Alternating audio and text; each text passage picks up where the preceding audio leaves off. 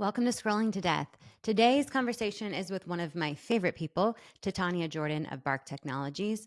We talked about screen time, the struggles of parenting in a digital world, and had quite a few laughs. I hope you enjoy the conversation. But before I jump in, I wanted to share that this week's episode sponsor is Bark Technologies. Bark is a parental controls company for parents who are looking to protect their children from online harms and manage their entire digital experience. I am so grateful that parents of today have resources like Bark to help make our kids' online activities safer. I have been getting from parents that, even today, you're fear mongering. We need more education. And I love to say, like, we should be afraid as parents about social media. But within these messages is a lot of education, especially from parents who have been harmed. They've learned so much, and we can learn from them. I get it, but at the Yeah. same time, we need more of it. We need parents like me of a 15 and a half-year-old to talk to all the parents of second graders, third graders, 4-year-olds, whatever, and let them know, here's what's coming. Here's what I wish I knew when my kid was your age. Don't make these same mistakes.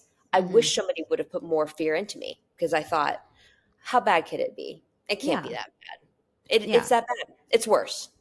What did you learn about screen time in your experience? That it is way more addictive than I thought it might be. It hinders your child's ability to be bored, to be creative, to find joy in anything else that isn't a screen. The amount of dopamine, which I'm not literally measuring because I'm not a doctor, I wouldn't even know where to pull it from safely. But like, I can ascertain that the dopamine hits that my son gets from PS5, anything on that, or Snapchat or Instagram or anything, far surpasses, unfortunately, what he would get from reading a book, playing Monopoly with his dad and I, etc. So it's an Yeah. unfair battle, Do you guys and play Monopoly? We love playing we do Monopoly. love Monopoly. Yeah, Yeah. and like it's true love when I let somebody else be the car because I'm always the I'm the car. car. Yeah, yeah, but Nobody can be the car. I let my son be the car. That's how Oh much I my love God. Why do you him. do that? I guess my kids don't want to be the car, so I got it under control. But That's fun. we got like the fast action version, so it doesn't last as long because, we can get it done. I can beat them in 40 minutes, 35 minutes. Dude, I'm gonna have to But Google that. yeah, but my 6-year-old is getting really good, so I've got competition. So I wanted to touch on a screen time study that I found, and they actually did study teenagers' brains using MRIs. It was by a journal called PLOS Mental Health, so that's the Public Library of Science. And this was a worrisome study to me. I thought it was important to share with parents. So they studied screen time in teenagers and found that teens who spend a lot of time on the internet and social media feel that they can't pay attention to important things like homework or time or loved ones, obviously, but specifically for teens diagnosed with internet addiction. And I'll explain what they mean by that. Signaling between brain regions that control attention and working memory were disrupted. So we're seeing actual issues within their brain and the way it's firing and affecting how they can focus. And I thought it was interesting what constitutes internet addiction. So there was 3 criteria. Criterion, is that one? I'm not judging. Okay. I'll go with either. 3 criteria for clinical diagnosis of internet addiction. So, number 1, one's persistent preoccupation with the internet. I'm going to sub in Check, social media. Check. check. Withdrawal symptoms when away from it. So, Check. and then sacrificing relationships for time spent on internet or social media. Sounds like every teenager in America, or maybe even every adult. That's yeah. Yep. So what do we do, Nikki? Right. And also, doctors are sharing with me excessive screen time can result in obesity, irregular sleep, which causes issues at school, behavioral problems, even violence. So, there are many reasons why we have to pay attention to screen time and limit screen time. I recently interviewed Dr. Hutton, Dr. John Hutton, who is a researcher and pediatrician. And he shared a couple things with me that I think are powerful. So, the screen truly collapses the 5 senses into 2. So you only then have audio and visual. So the child is not interacting with anything besides their audio and visual senses, which I thought was really an interesting way to think about it. Yeah.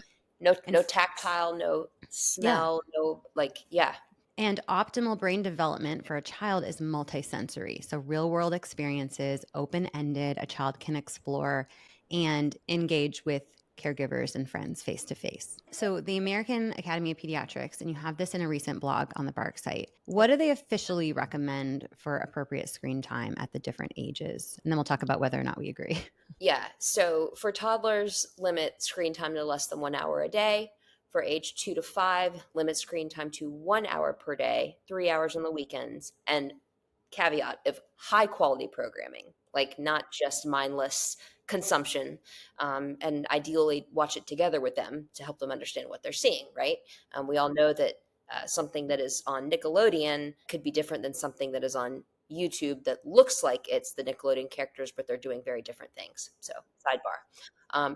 For 6 years and older, make sure you have consistent limits on the amount of time spent on devices. They don't give a specific recommendation per my quick scan, but it's always been, to my knowledge, around no more than 2 hours at a time. If you were having 2 full hours in one sitting, you got to take a break. Imagine just how we feel after watching 2 hours of TV at a time or staring at our phone for Yeah, 2 hours. Brain dead. absolutely not. No, no, thank you. What do you think about and what have you heard about? So, the toddler years, AAP is recommending less than 1 hour a day. Would you agree with Yeah. that? I would say even less. Mm-hmm. And I say that understanding how hard it is to have a toddler, to be a working mom or just a full time mom without an extra job, trying to manage all kinds of things. The Mm-hmm. screen is an excellent babysitter in terms of its ability to capture your child's attention and keep Mm, them sedentary. But it's a horrible babysitter in terms of the long term effects it has on your child's physical and mental health. exactly. So I get it. I've been there. I've relied on a screen too much. But if I could go back to when my son was that age, I don't know if I'd even have any screens in the house. I know that sounds drastic, but Mm-hmm. I would fill the house with blocks, books. And we had those, but there was also a screen, and it's okay for your kid to be bored. It's okay for them to play with a roll of tape, right? Like Mm-hmm. I'm at the point now where I would rather you draw on the wall with crayon because you're drawing, right? And like I know that's extreme, but anyway, now I'm rambling. Mm-hmm. I don't think you should strive to let your kid have an hour of screens a day. That's Great. problematic.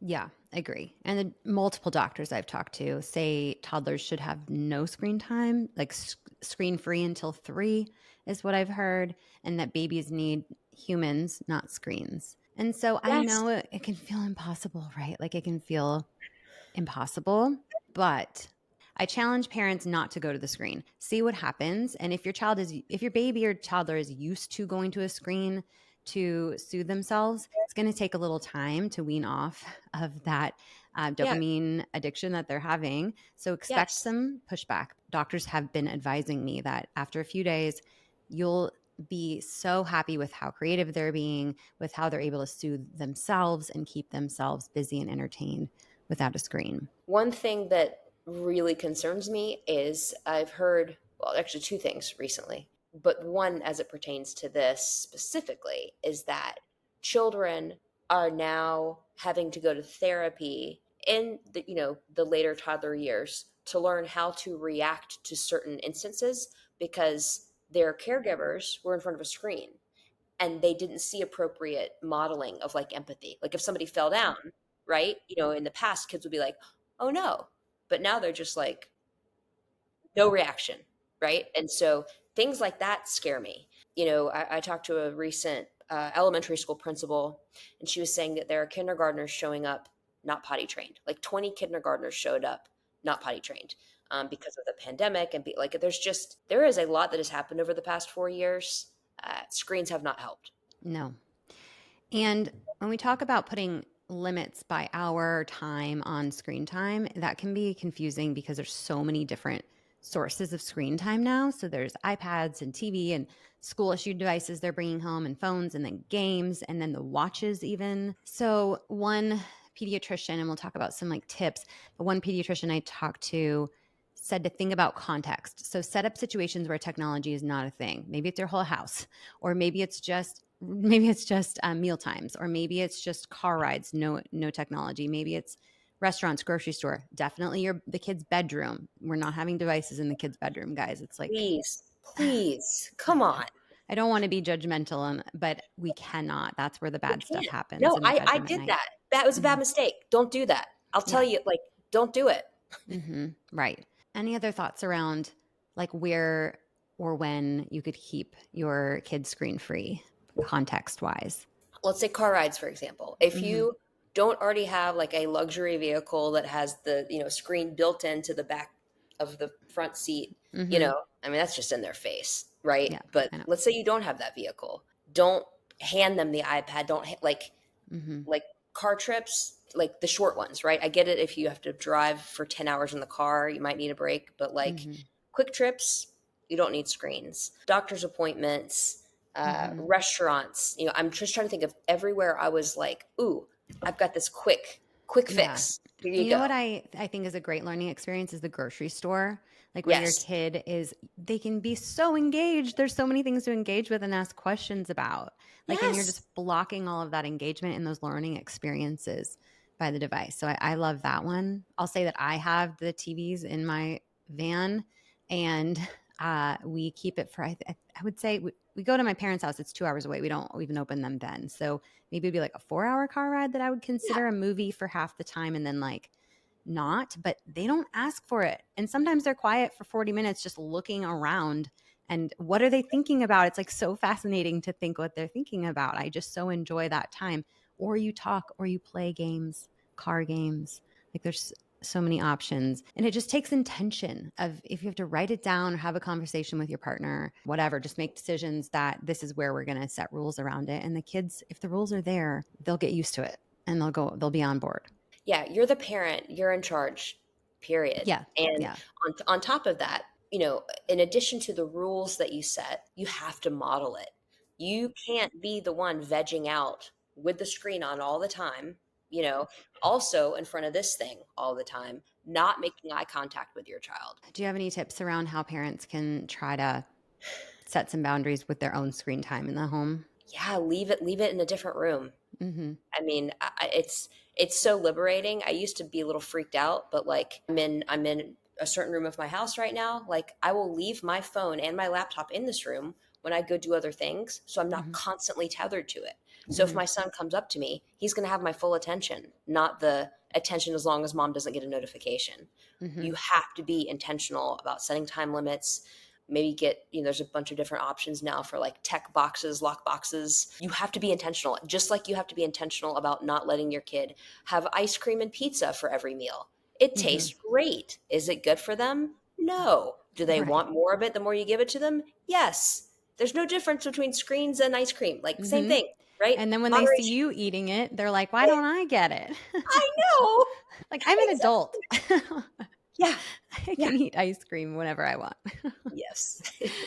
Okay. And yeah, my husband and I are pretty good about leaving our phones in our bedroom, which is upstairs, and when the kids are home. And so ideally they don't see us with it. And if they do, they can tell us, hey, put your phone away. And then we have to do that because that was our rule that we set. And that's been just like a game changer for engaging with them, not having distractions. I am thinking now we need like a landline phone because sometimes I'll be like, if no one can get a hold of me right now if there's an emergency. That is true. Or like, I always have my watch on. And Mm-hmm. so, if I see my mom or my sister calling, like, Mm-hmm. I can be like, Yeah. hey, I'm going to just make sure they're okay. And if Mm-hmm. everything's cool, I'm going to tell them we'll connect later because I'm with you right now in real life. So Yeah. communicating that too, like if you do have to reach for your phone, say, hey, I just got a notification. I see that Mm-hmm. it's grandma. I'm going to write her back real quick. But if it was anybody else, I wouldn't. Yeah. Right. Or it's during work hours. This is an email that I do have to attend to, Mm-hmm. but I'm going to put it away very quickly and then get back to our Monopoly game or something. You know what I mean? Mm-hmm. How does the watch make you feel? Do you feel like it stresses you out in addition to being helpful? It doesn't stress me out because I have progressed in my hamster in a wheel Mm-hmm. mentality. Mm-hmm. 3 or 4 years ago, it definitely would be like, oh, I have to respond. I have to respond. I have to respond. Now Mm-hmm. it's more of a like, this is the in case of emergency. Okay. situation, Yeah. but I'm not beholden to it. Okay. Yeah, I had it for a couple of years, Apple Watch, and Hmm. I just felt like that I liked it for working out, tracking calories, things like that. But I didn't like being dinged all the time. It was definitely distracting to the time when I was trying to be disconnected. Obviously, you can just take the watch off as well. But yeah, I go back and forth on it. Decided for me not to use the watch at all. Yeah, I really, over the past 2 years, have needed to prioritize physical health, movement. And Hmm. so the Apple Watch helps me have accountability for my steps. Yep, And I've gone pretty over and above to turn off any notification that wasn't critical. that's important. Yeah. I So, think I didn't take the time to do that. I think it was dinging me at every single thing, and I was like, right. "Screw this thing, it's out of here." This I need to get back to my steps, Titania. I've not been good about steps. Ugh, I'm You just have to. I You have know. to. That's it. That's all I'll say about that. Yeah. Okay. So, pausing here to talk about tools that can help you manage your children's screen time, and that is the Bark phone and the Bark app. We don't have to default to an iPhone for our kids. In fact, we shouldn't. Bark has created the Bark phone, which is the most customizable kids phone with text and social media monitoring built in. Bark goes way beyond screen time monitoring using advanced AI to scan texts, social media, images, videos, and audio for threats like drug content and cyberbullying, even child sexual abuse material. What our children are getting access to through their tech can be worrisome, but tools like Bark can give us peace of mind. If you are going with an Android or an iPhone, please consider layering on the Bark app, which is high-tech parental monitoring that scans your child's activities for harmful content, allows you to create screen time schedules, block certain websites and apps, and a ton more. Back to my conversation with Titania. This can be hard to manage because, like we said, there are so many different devices and it's hard to keep track. And also, we're having to add in time at school, the screen time at school.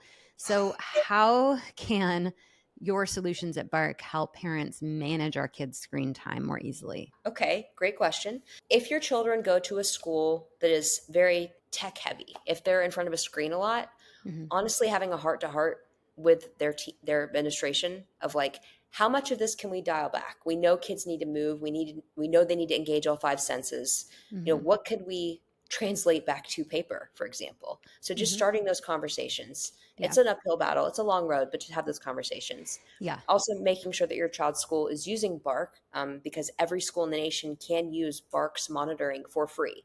So if your kids do have to be in front of a screen, at least if they're using Bark to monitor for some problematic content and people, you're in a better setup. When the kids are at home, there's a few options. There is the Bark Home, which can connect to your internet that comes into your home through your router and help to manage screen time on any of the connected tech in your home, whether it's a gaming console, etc. Hmm. You can also utilize if and when your child is ready to have a smartphone.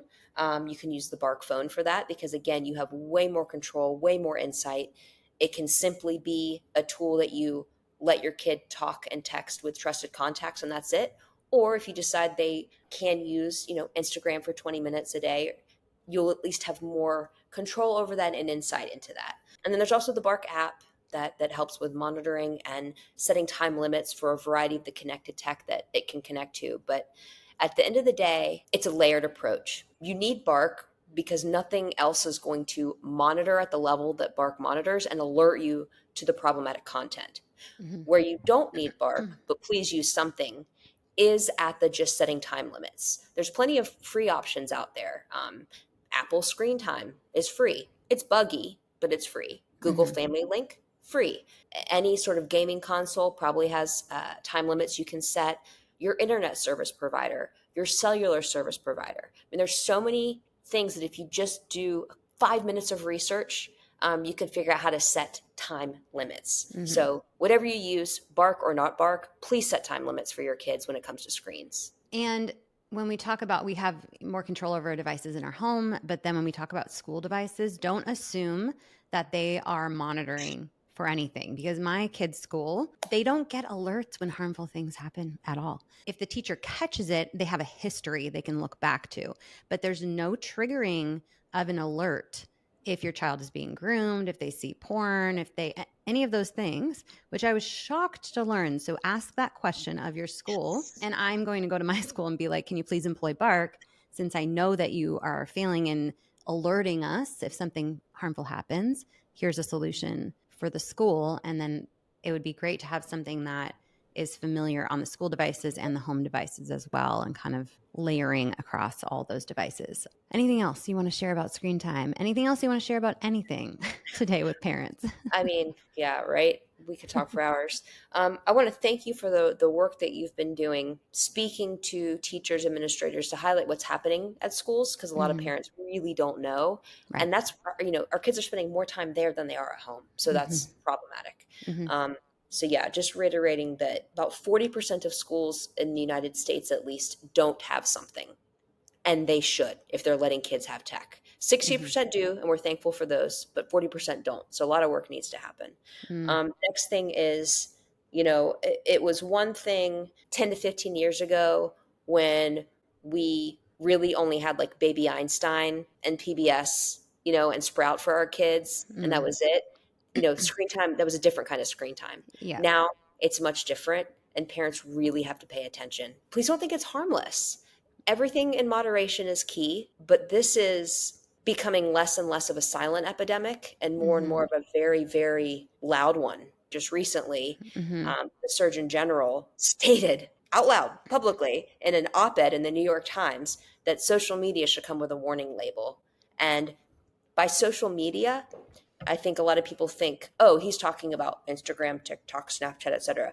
He's talking about anything that allows for communication. Hmm. It's social in nature and it's media. You can chat, you can send pictures, etc. Should have a warning label. That's the Yeah. Surgeon General. So don't you don't take my word for it. Right. Take the doctor of the nation's word for it. The doctor of the nation. For real though. I mean, and we're Right. talking about YouTube and we're talking about Discord and all the gaming platforms. I mean, that is all included. And when we talk about screen time, the more your kids are on these platforms, the more harm they're going to be exposed to, the more violence. So it's limiting screen time, monitoring what they're watching, having conversations, all these things that we talk about. But when it comes to screen time, I hope this has been helpful, just a helpful reminder on what's appropriate, just to have that conversation and a check-in with your kids about screen time. And please check into the Bark solutions to help manage screen time and all of the things that our kids are doing on their devices. So Titania, thank you again for joining me. Oh my gosh, Nikki. Thank you. Still your number one fan. And like keep doing what you're doing. It's incredible. Incredible. Thank you, Titania. You're wonderful.